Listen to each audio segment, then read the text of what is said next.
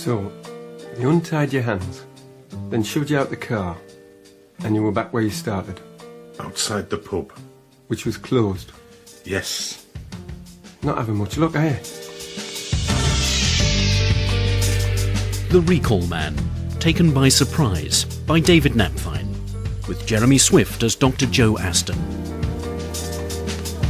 What the hell were you playing at? I was trying to make him feel at home. He's our best chance, Jeff. One significant detail from Bill and we can catch the people who abducted him. So no tricks, no fancy stuff. Is that clear? Yes, Mum. Good. Joe? What? Over here. I was just grabbing a coffee before I went Do that back. later. Jeff, you go to the pub and take Hopkins with you. But she's working on the burglary. Not anymore. And I'm supposed to be seeing... All right. I'm on my way, Mum. What's happened then? The kidnapping. There's been a development. The victim, Bill Pearce, has been returned. So they paid the ransom. Against our advice. Perhaps it doesn't look good for a finance company to have one of their advisors lifted from the streets. We need your help, Joe. But I'm working on an assault case, preparing lectures for I want you to interview Bill to get details of the car, where he was kept, the appearance of his kidnappers, so on. Don't get me wrong, Anne, but isn't that what you and Jeff do? Unless, of course, Bill's suffering from some sort of amnesia. Bill's return is a breakthrough, Joe, and by we need one. With your techniques, we'll be able to get those details quicker, leaving the rest of the team to follow up on what you give us. It's the most effective use of time and manpower. Is it? Yes. If I was to say that You'd the best be wrong. use of... All right, Anne, what can you tell me? Thanks, Joe. What do you know? Well, only what I've heard in the canteen, and that might prejudice my ability to work with Bill. You're a professional, Joe. It'll be fine. Bill was taken last Thursday night from the car park of the Crossroads pub and returned there in the early hours of this morning. He's seen the doctor and he appears remarkably well, but despite a first interview with Jeff, we still have no idea who took him and where he was kept. Come and see me as soon as the interview's finished. Right. Coffee.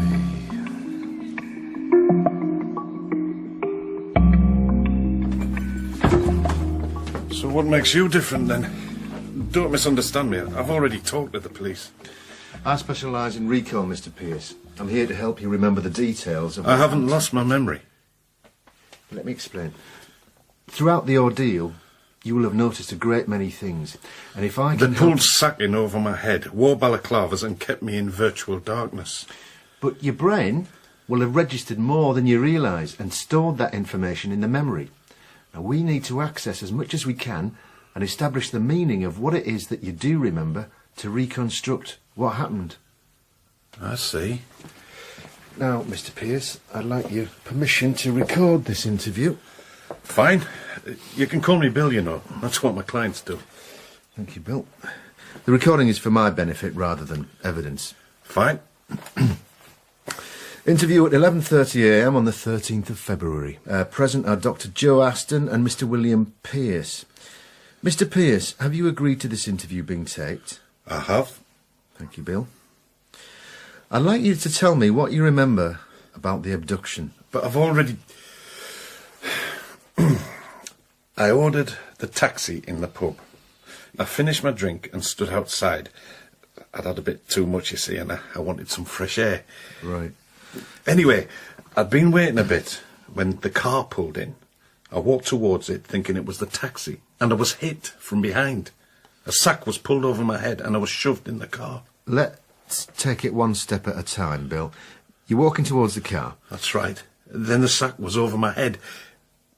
No, I'm wrong. I was hit, and then the sack was over my head. More of a push, I suppose, a hard push from behind.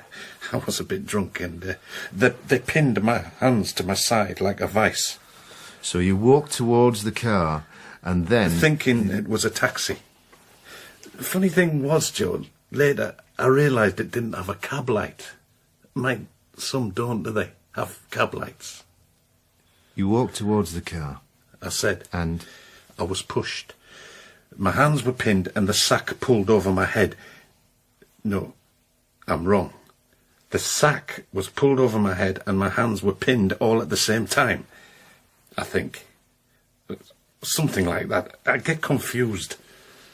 That's perfectly understandable. That's fine for the press conference.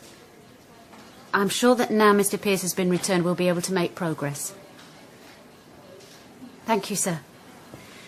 As I was saying, ma'am, the landlord was woken by Bill hammering on the pub door. He let him in and rang us immediately. He never saw the car and he didn't hear anything. No eyewitness when he was taken, no eyewitness when he was returned. Bill might give us a description of the car. I've asked Joe to work with Bill to get descriptions. Has Bill lost his memory? No, So why is Joe interviewing? because I asked him to. To work as usual. Shall we concentrate on what we have to do? Any progress on Bill's clients who might hold grudges? Those we've seen don't seem like kidnappers. That one who lost a small fortune from following Bill's advice and tried to take the case to the FSA, he went to Tenerife 10 days ago. Right. Tony Calderwood? Bill poached his clients, which at least indirectly led to Calderwood being made redundant. We don't know Bill's version of that, do we, Mum? Not yet. Any sighting of Calderwood? No. What the hell have we got to do to find him? Isn't this a professional job? I mean, what about that Leeds gang? Well, similar MO. Maybe that DI from Leeds could come back and interview Bill. Oh, for goodness sake. Yes? Yes, he's here, John. And I need him as well. As soon as he can. I don't know that, do I? It might all be done and dusted by lunchtime. Bye. I've got you, Jeff, and I'm keeping you. Only my girlfriend said that. What were you saying? Just that abductions take a lot of planning, and we know from Bill that there was more than one person involved. Someone getting a group of mates together? Like the missing Tony Calderwood or our friend in Tenerife? We've got to look at every possibility and use everything we can, Jeff. That's why Joe's on board. We should talk to Moira Pierce again. Now Bill's been released, she might be less tense and able to remember more. We'll do that tomorrow. Tonight, Jeff, you can go to the Cross Swords. Why? Exactly a week ago, Bill was taken from outside that pub. So his mates will be there. The landlord said they always met up on a Thursday night, and we know that whoever took Bill knew his movements. Bloody quiz night. Well, I hope you win. It's not a lot of money, is it? 50 grand. What do you mean? I'd have asked for more. They did in Leeds. What are you driving at? I don't know. Describe the room in which you were kept. Not sure I can. Start with the floor. It was hard. Did the room smell of anything? Mainly the bucket I used as a toilet. What could you hear? The room was echoey. I tapped on the walls. They didn't seem solid. What could you see? Can't see much when they take the lights out and cover the windows. When they took the sacking off, I've how did not you... been home yet, Joe. It's bloody ridiculous, this. I keep getting asked the same questions by you, the police. Who's next? The bloody cleaner. Is that it? Yeah, Right. I'm surprised I got that much. I can see Bill's point of view, Anne. He's back safe, the pressure's off. What if they do it again? You're bundled in a car, kept in the dark, scared alone, not knowing who's talking to you, what they're going to do next, whether when they close the door behind them they'll ever come back with food or the key, whether you'll ever be found, whether you'll live. I hate the bastards who do this. Last week it was armed robbers. That's what I like about this job. Every week there's someone different to despise. We have got something. Hard floor, echoing room, walls that don't seem solid, no windows, no light bulbs. I was hoping for more. And from now on, Joe, I want to hear the tapes as soon as possible, not the following day. I was viewing a house with Helen. At times like this, Joe, we don't have a personal life. I do. Come in. Morning, Mum. Morning, Professor. Shut up, Jeff. That's what the lecturers at Police College said. Joe, you need to talk to Bill again as soon as possible. This morning? I can't. We need descriptions, people, places, the car. I'm due at the university. Look, I should be able to see him later today. I'll interview him at his home. He might be more relaxed there. You enjoying the teaching, Joe? Yes, the students are very conscientious. I was expecting late nights, sex and booze. You joined the police force for that. Can we get on? Now then, Jeff, tell me about last night. I'm preparing notes for the CPS this morning, Mum. Tell me about last night. It was quiz night, so the pub was full of anoraks. You start a conversation and then you have to stop while some gadget asks you about the longest river in Tanzania or which fish speaks Spanish. They're all what you call professional. You know, company cars and the smugness that comes from executive housing. But they don't seem like mates. They're real mates. They meet every week, have been for years, yet there didn't seem to be anything between them. They never asked after him. I mean, maybe people like that don't have mates, just new conservatories. Could one of them be behind it? I doubt it. Too much effort. They're the sort of people who push the envelope out of the box or whatever and earn 50 grand in bonuses for reaching their monthly arse-licking target. So you won't be joining the quiz team then?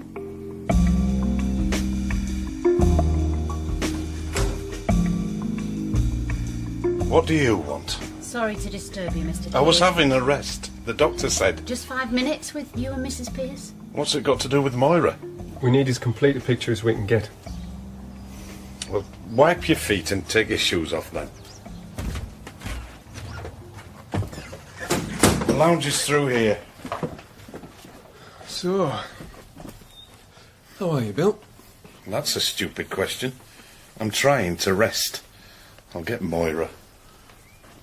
Moira! Now, what do you want? Whoever did this, Bill, must have known that you went to the quiz night every week. Well, only friends and colleagues, and they're not a gang of thugs. Could there be anyone else that would know? What sort of people do you think I mix with? It's not in the bathroom, so... Oh. Hello, Mrs. Pierce. I was kidnapped to get money out of the company. Simple as that. Mrs. Pierce, have you any idea who would know about your husband's quiz nights? Me? No, I don't go out much. Have you received any threats, Bill? Who from? Disgruntled clients?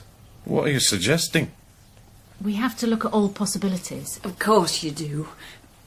Would you like some coffee? Oh, that'd be lovely. No, thank you, Mrs. Pierce. Bill, tell me about Tony Calderwood. Tony? What about him? Didn't you and him fall out over poaching clients? It wasn't like that. He did come and see you a few weeks back, love, and He wanted some help. I felt sorry for him. He looked miserable and shabby, I remember saying. He was no bloody good at his job, that's why he was fired. Look, I'm tired and Moira's got things to do. One last question, Bill. Did your work ever take you to Leeds? Yes. You can see them out, can't you, love? He's very tired. I expect you're glad to have him back. It was nice to get back to normal. It's a lovely house, Mrs. Pierce. So clean and tidy. Bill likes it that way. And I hope you find what you're looking for. My wedding ring. I always take my jewellery off to do housework. So do I. Excuse me. Yes? Oh, at last. I'll be there in 20 minutes.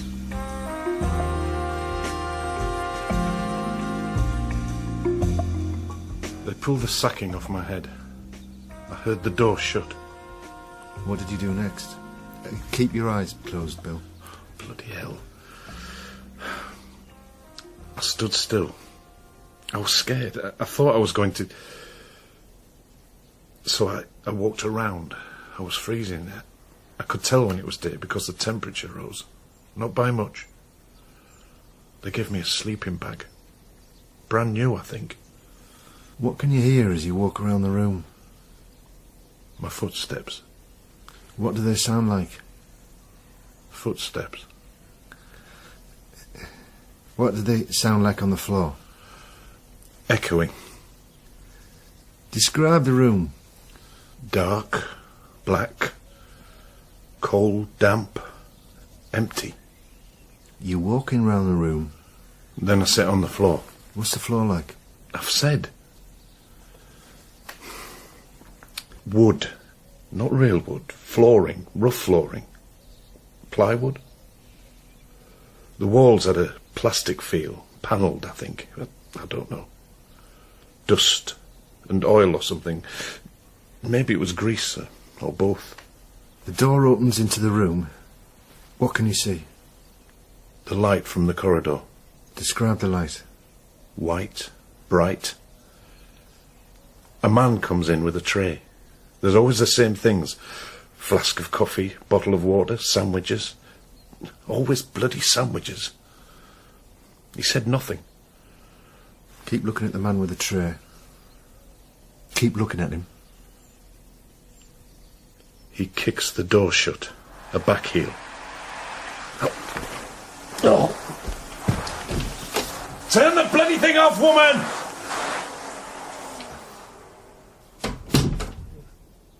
Do you want to continue? Do I have a choice? Of course. It's Hobson's, though. The man kicks the door shut. He walks towards me with the tray. Describe the man.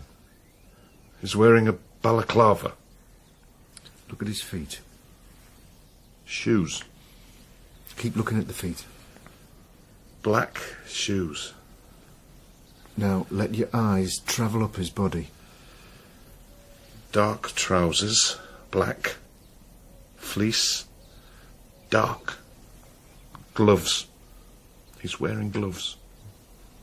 Dark gloves, dark trousers, black shoes, black balaclava. Look at his feet. Bill? I'm tired, Joe.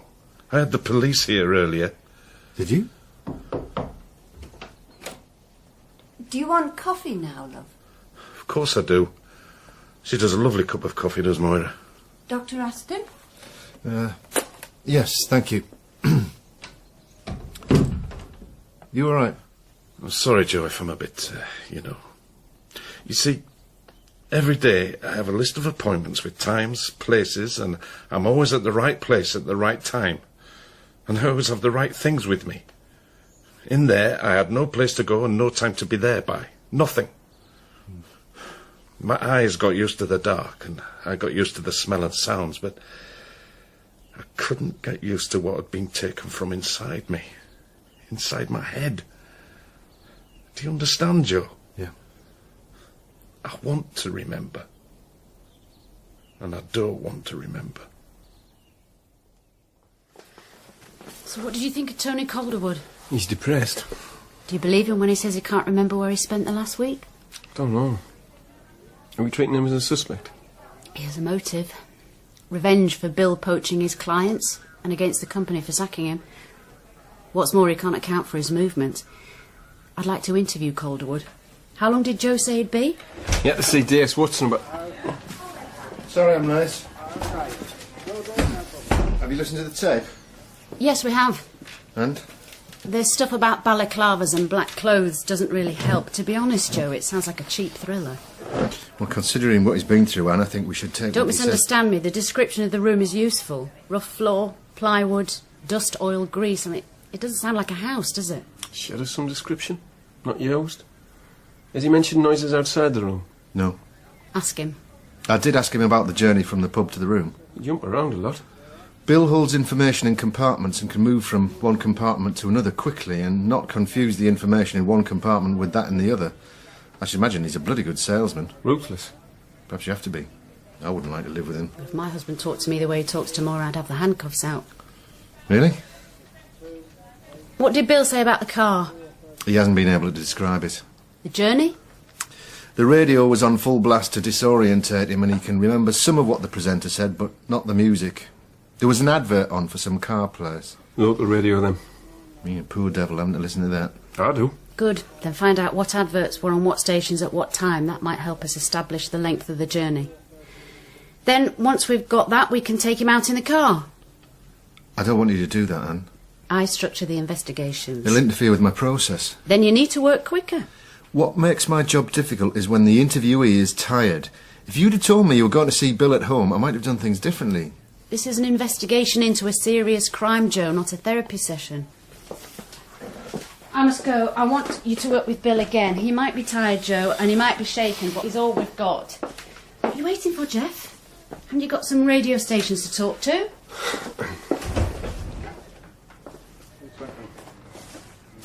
What's up with her? Rumour is she's going for promotion. New house, new job, Joe. You're losing touch with us. Don't you start. So, what you're saying, Mr. Calderwood, is that you took yourself off for all that time because you were feeling depressed? Refusing to answer is not helping your cause, Mr. Calderwood. You've admitted that Bill Pearce poached your clients and this led to a fall in your figures. As a result, you were made redundant. For the tape, Mr. Calderwood? Yes. That must have provoked feelings of revenge against both Bill Pearce and the company. Well? Mr. Calderwood? Do you know Leeds at all? Leeds? The door opens into the room. What can you see? The light from the corridor. Describe the light. White, bright. Ask about external noise, description of man, clothing details. Interview room 2, Joe? Sorry? Interview room 2. There's a man in there called Tony Calderwood. Clinically depressed, apparently, but we need to know whether he's genuinely lost his memory. Is this part of the same case? I've just arranged to see Bill and I don't... As soon as you finish with Tony, find me. Thanks, Joe. Bloody hell. Mum! Yes? This 50 grand. What about it? Remember, Joe, talking about instinct and intuition? Unconscious knowledge and that, which is just a fancy way of saying copper's nose. And? I can smell a rabbit. Look, Jeff, we need hard evidence. I know, Mum, but remember the bloke who got done for raking off the profits from the police social club? What about him? He got away with it for years, because he knew exactly how much he could get away with. Maybe someone knows that 50 grand is what the company can write off. Inside knowledge, Tony Calderwood. He could pass information on for a cut of the money. Anything from the radio stations? They're getting back to me. Get back to them. We need to find this shed or whatever as soon as we can. Mr. Calderwood, you have agreed to this interview and you've agreed to it being taped. Is that correct? Yes. Thank you. Interview timed at 17:30 hours.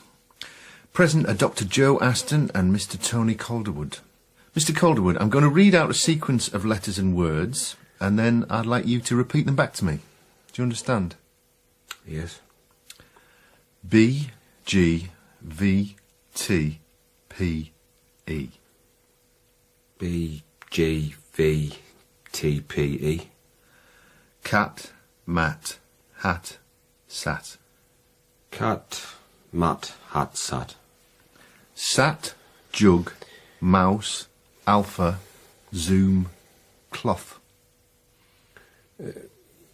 Could you say them again? Mm-hmm. Sat, jug, mouse, alpha, zoom, cloth. Sat, jug, mouse, alpha, zoom, cloth.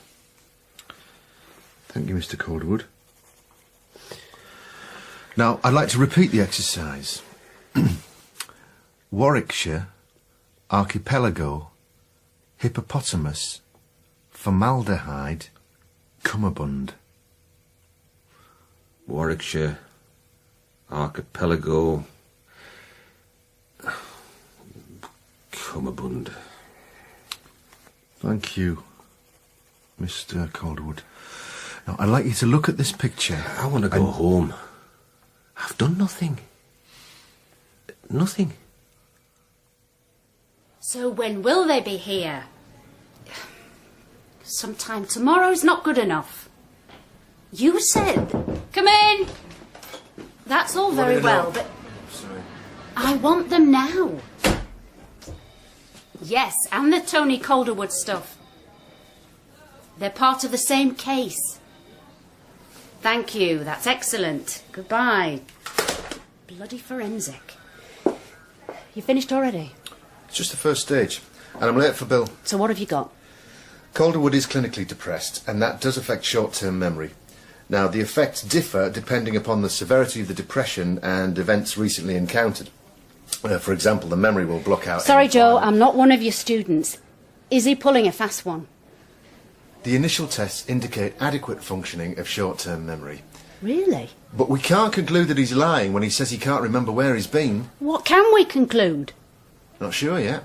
What is it with this case? We're dancing around bloody handbags. Yeah, I'm doing my best, Dan.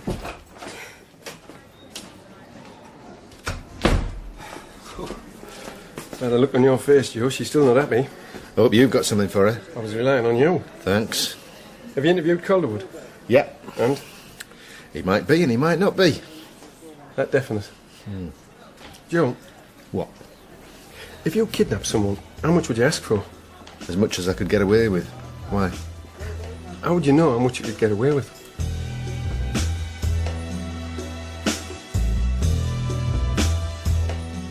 I was led by the hand across what I think was a yard. I slipped. The ground was rough, uneven. I climbed 3 steps. I went in the building. A few more paces and into the room. What was on their hands? Gloves. Can you describe the texture of the gloves? Soft, I suppose. The 3 steps, what were they made of? Metal. You went to the building. Yes. How far did you walk before you entered the room? A few steps. Is that it? I'd like to do one more thing. Sorry, Bill. I know. Look, I'm no saint, Joe. I make mistakes. But if I was dishonest, I wouldn't have a job. Friends, family, you know, they ask me for advice. I won't give it. I'll recommend someone and I'll explain how policies and pensions work, but I won't sell them anything. So what have people got against me and what I do? What have they got against the company? Moira says I was just in the wrong place at the wrong time. She thinks that's comforting. She can be stupid at times. Sometimes people don't know what to say. You do, Joe. You understand. That's my job. And you're good at it. I'm going to play some sound effects, Bill, and say yes or no if any of the noises you hear are ones that you heard when you were in that room. Right.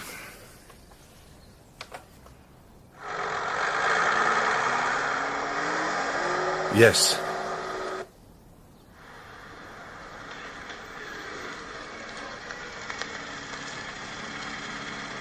Yes.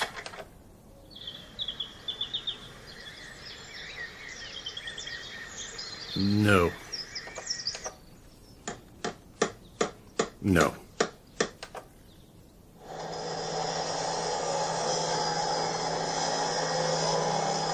No.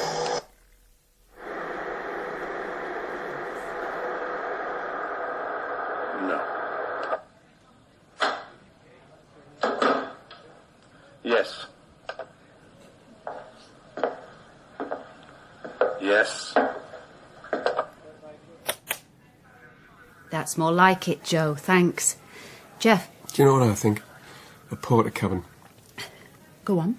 Everything points to a working environment. Metal steps, dirt, gravel, clutter. The sort of place a porter cabin would be. And it sounds like an empty porter cabin to me. Didn't think they had plywood floors. Could Bill be mistaken? About the surface of the floor, yes, but not about the solidity of the floor. We don't really notice porter cabins, do we? They're just sort of there. Couldn't hear any sounds of work going on. So it would seem. So it's disused. A fair assumption, but where is it? I've checked with all the radio stations, and Bill must have been listening to Alpha FM. He must have been in the car for about 15 minutes. There's no pickup on speed cameras. I checked, so let's say radius of 20 miles, assuming they went by a direct route. There's little traffic that time of night. So if we take a radius of 20 miles from the crossroads... There. It's a big area. Could be looking for anything. Building site, old used car lot, anything. I could put together a possible description that could be circulated to all officers and other stations. We can find likely locations, then recreate Bill's journey. Is this a change of heart, Joe? The sooner we do it, the sooner I can leave Bill alone to get over the experience. I think we all appreciate what Bill's been through. We appreciate, but we don't understand. He's not the most likeable of people, I admit. But What happened to him should not happen to anyone. So what's next? The gloves. Stop fingerprints. But soft gloves? I'll see you later. Soft gloves. He's all right, Jeff. He knows what he's doing. Joe seemed to suggest that Calderwood could be pulling a fast one. Did he? Said he might be. What do you think? Joe's the expert. Let's keep the pressure on Calderwood, but we keep all lines of inquiry open. I went to my daughter's. Stopped one night. Couldn't stay any longer. In the way. With my own daughter. Can't stay at home, can't stay there, so I drove. Where to? I don't know. Yorkshire. Somewhere. Where'd you sleep? In the car. Every night? No. So, where'd you sleep? A B&B. Where? I don't know. You all right? Ex-mate. Gets worse with stress. Why did you only stop one night at your daughter's? I've said. You haven't. Do you know what it's like when your children look at you as if you just... Black gloves, fleece, black shoes, black Oxfords, dark trousers, black trousers, cords, definitely cords. I remember thinking he dressed badly. The trousers were old, shabby, baggy, worn at the knees, you know. Describe the gloves, Bill. I have. He never took them off. What were the gloves made from? How should I know? When you were led by the hand from the village where you stayed, Tony, could you describe it for me? It was just a village, one road. Describe the road. It rained. The rain ran down the street and I stayed in like everybody else. I watched it. It seemed to go on forever. So you're looking out the bedroom window. What can you see? The rain. What does the village look like in the rain? You know, the rain is falling. All the time. And what can you hear?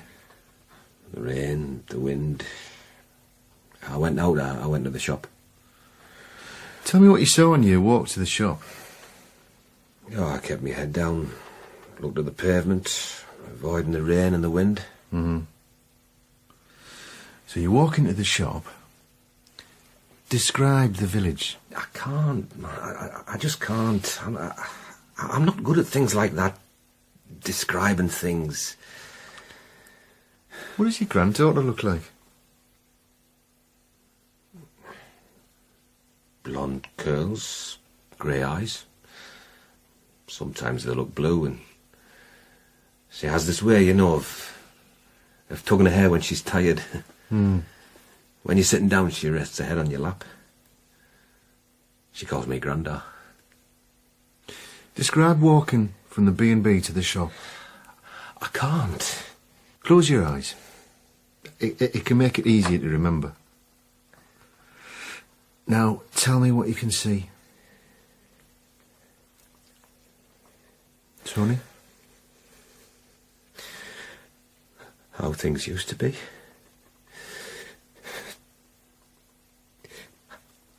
I shouldn't have done it. Done what? What I did.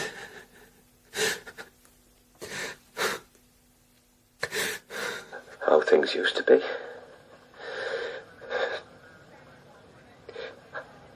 I shouldn't have done it. Done what? What I did. You stopped the interview there. I thought it best. Did you? At the moment of a possible breakthrough? We don't know that. I know we don't, Joe, because you didn't follow through. It's a matter of judgment, Anne. No, it's a matter of solving a crime. Both Bill and Tony are in a fragile mental state. To ignore that is... You know, what's the point? We've not finished, Joe. You do things your way and I'll do things mine. I trust you and you trust me. It's called teamwork. Joe, Excuse me. I've got something you might be in. Joe! Ma'am. I thought you might want to know what we found when we searched Calderwood's wardrobe. The most interesting item. A pair of soft, black gloves. And? Well, Joe was talking about gloves. Black gloves. Gloves like these are no use in an industrial environment, and industrial gloves would aggravate Tony's eczema. And Bill could recognise Tony by the eczema on his hands. Which is getting worse. With the stress. We haven't got a balaclava, Mum, and we haven't got a dark fleece. I'm not saying Tony's our man, and what we have so far is circumstantial unless forensic come up with oil, splinters, whatever, that match the traces found on Bill's clothing. But given what Tony said on the tape, given Bill's description of the kidnapper, given Tony's inability to tell us where he was, given Tony has a bloody good reason to get at Bill, wouldn't you say that we have enough to be going on with? Unless, of course, Bill's lying. Mum. Is there a point you'd like to make, Jeff? I'm not sure Calderwood could organise a kidnapping. Not on his own, no. He had accomplices. I'm convinced Tony Calderwood is the key. We need a forensic match, Mum. And a positive ID.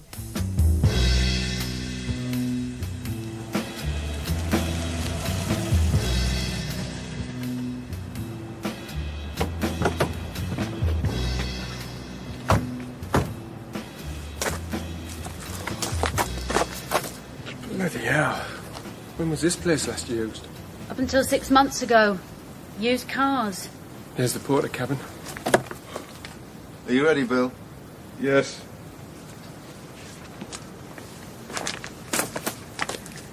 You all right? Yeah. Good. Just stand here for the moment.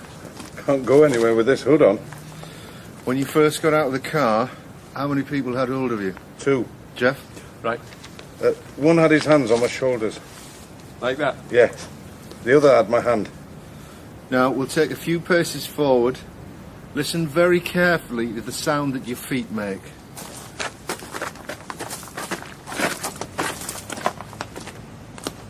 Well? Sounds like it. Not so slippy then. It's been raining. You ready? Yeah.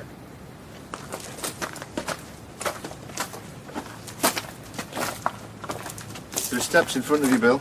Right.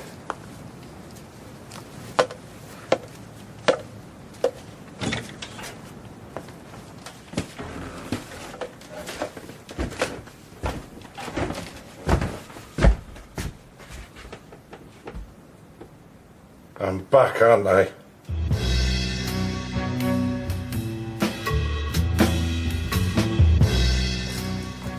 If you want to go back to the car, Bill, thank you. Coming back, you know. I didn't think it'd feel like this. It's understandable, Bill. Might be for you. Thanks, Joe. Let's hope the boiler suit boys turn up trumps. Tomorrow, Jeff, interview Calderwood again. Has Calderwood really lost his memory? Perhaps not to the extent he's making out, but sometimes with depression and Thanks, stress... Joe. She's in a better mood. Couldn't have got worse. In some ways, I hope it is Calderwood. And maybe I could get to spend some time at home. If I can remember how to get there. Look, Jeff, I need your help. So, it's juju time. What? I haven't done anything. All I'm asking you is why you lost your job as a financial advisor. I've told you, because that sod poached me clients. So it was Bill's fault? Aye. Eczema. Yeah. Your hands look worse. Is that why you wear gloves? Can I get some aqueous cream? Later. I haven't done anything. If you haven't done anything to Bill, why would he do what he did to you? You can say what he's like. What is he like? Tell me about this village. In the Dales. Which Dale? Wharfdale. Remind me where Wharfdale is? North Yorkshire. So, where were you on that Thursday night? Sleeping in my car. Where? I don't know. What were you going to do with the 50 grand, Tony? Thanks for agreeing to come in, Bill. Do I have a choice? You lot should be concentrating on the bastards who took me. I thought you understood, Joe. Sit yourself down, Bill. I'll get some tea. I won't be long. Joe? Why have you brought Bill in? It's easier, given what his wife is like. Be careful. I don't want Tony Calderwood and Bill accidentally seeing each other. They won't. I can understand, Tony. No, you can't. They should have kept the bastard longer. There was no need to once you got the money. I haven't got any money. I haven't got anything. He took me clients, he took me job, he screwed me. Huh? And then he screwed me wife. I'll never forget that day, when I found them. So you do remember some things, then? Leave me alone. It was always the same, Joe. A black balaclava, black gloves, black Oxfords, black cord trousers, black fleece. The shoes were cracked, the trousers were baggy, faded, sagging at the knees. What I'd like you to do now, Bill, is put the sacking over your head. Why do you keep making me go over it again and again? Not for much longer, Bill. I'm going to stand behind you, and when I touch you on your right shoulder, it's to warn you that I'm going to pull it off.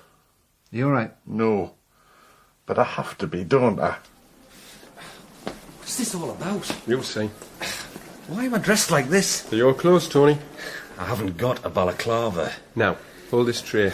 What for? Because I'm telling you. When I tell you to, walk into the room. Understand? What's this all about, Joe? In there. Bloody hell. Tony! You bastard! Hey, pack it in! Pack it in! Stop it! Now! Tony! You bastard! Hey, pack it in! Now! Pack it in! Stop it! So tell me, Joe, what has that achieved? A positive identification. It's achieved nothing, unless you call sabotaging a case and acting unprofessionally an achievement. What I did was... What you did was introduce a party trick into the investigation of a serious crime. The super's giving me hell over this, which is nothing to what the CPS would do if we sent anything to them, which we can't, because you've acted like a... Words fail me. What I did was unorthodox, but I can justify it to anybody... to tear you apart. I can't believe You tell me I have to do this, then that, make sure this is ready, those reports are done. What do you expect? I expect you to be professional. I don't expect you to lie to me. I didn't. I told you to make sure there was no meeting between Bill and... Bad, yeah, Mum, but I thought you... You can sit down. Mum? And you should know better. Mum? You should know how things should be done. Forensic found a mug at the scene, Mum, with Tony Calderwood's fingerprints on. Even though he was wearing gloves. And they also found this, Mum. A jiffy bag. Let's have a look. Something else you got wrong, Joe.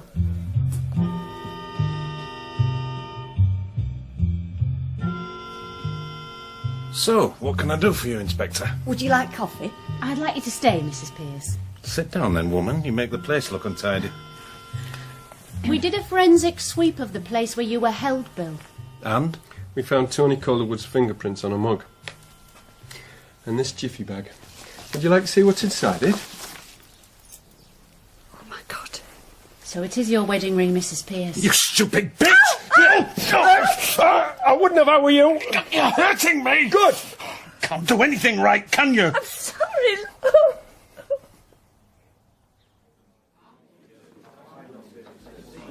No, Jeff, you're wrong. The truth is, I let myself be manipulated. It happens. It shouldn't. We all make errors of judgment, Joe. You had an instinct about the 50 grand, so you didn't jump to conclusions. Because I didn't listen to my instinct, I accepted that Bill Pierce was the victim. We've got a case again, Joe. And Anne's in a better mood. Oh, I'm just sorry I involved you. It's Moira I feel sorry for. Fractured cheekbone and done for being an accessory. Do all women take the jewellery off to clean? I know Anne does. She said. Mind, I doubt she puts them into separate jiffy bags. I wonder if she wears marigolds in a pinny. I can't imagine Anne being a victim. Unlike Tony. Pierce couldn't stop himself, could he? He saw a victim. What's funny? Bill needing the money because he bought into a pension scheme he was flogging and it went belly up. I like that. Got time for another? I've got to lecture some students about the need for accuracy and concentration in recall, and the need to be disciplined and precise given the reservations that exist about the process. Do you fancy giving the lecture?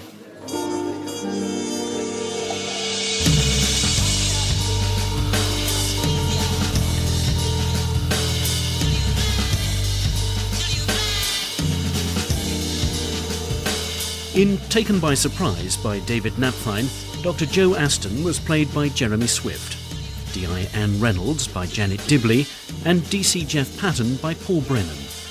Bill Pierce was Andrew Dunn, Tony Calderwood, Gerard McDermott, and Moira Pierce, Susan Jameson. The director was Toby Swift.